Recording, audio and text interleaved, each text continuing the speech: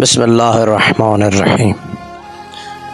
حضرت سلمان فارسی کو کس چیز کا ڈر تھا؟ حضرت سلمان فارسی کو جب مدائن کا گورنر مقرر کیا گیا تو وہ تقرری نامہ لے کر گدھے پر سوار ہو کر مدائن کی جانب روانہ ہوئے۔ مدائن کے لوگوں کو بھی پتہ چل گیا کہ ایک نیا حاکم جس کا نام حضرت سلمان فارسی ہے آ رہا ہے۔ شہر کے لوگ روزانہ مدائن سے باہر نئے حاکم کے استقبال کے لیے جمع ہوتے تھے، لیکن حاکم کے پہنچنے میں تاخیر ہوتی رہی۔ ایک دن جب کہ اہل شہر مایوس ہو کر واپس جانے والے ہی تھے تو انہوں نے دیکھا کہ ایک شخص گدھے پر سوار ہو کر آ رہا ہے۔ وہ اسے آتا دیکھ کر رک گئے اور جب وہ ان کے قریب پہنچا تو اہل شہر کو اس نے سلام کیا۔ شہر والوں نے اس سے پوچھا، راستے میں امیر مدائن کو تم نے کہاں دیکھا تھا؟ سلمان نے کہا، اس کا نام کیا تھا؟ اہل شہر نے کہا، اس کا نام سلمان فارسی ہے اور وہ پیغمبر خدا کا صحابی ہے۔ حضرت سلمان نے کہا، امیر کو تو میں نہیں جانتا، البتہ سلمان فارسی میں ہوں۔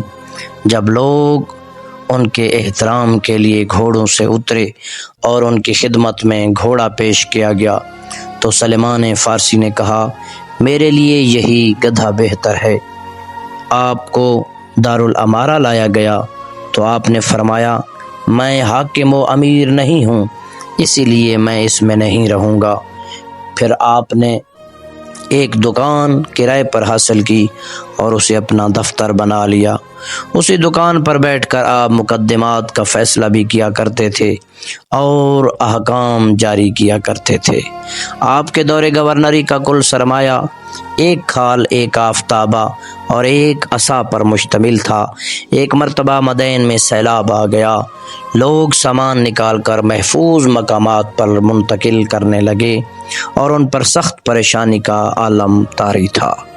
اتنے میں حضرت سلمان فارسی اپنے دفتر سے اس حالت میں برآمد ہوئے کہ انہوں نے کھال کو اپنے کندھے پر ڈالا ہوا تھا اور ایک ہاتھ میں آفتابہ اور دوسرے میں عصا تھا، اور پریشان حال لوگوں کو دیکھ کر فرمایا، دنیا میں اس طرح سے رہو کہ تمہیں کسی چیز کے لیے پریشان نہ ہونا پڑے، اور یاد رکھو سبق بار افراد پل صراط سے بھی اسی طرح جلدی سے گزر جائیں گے۔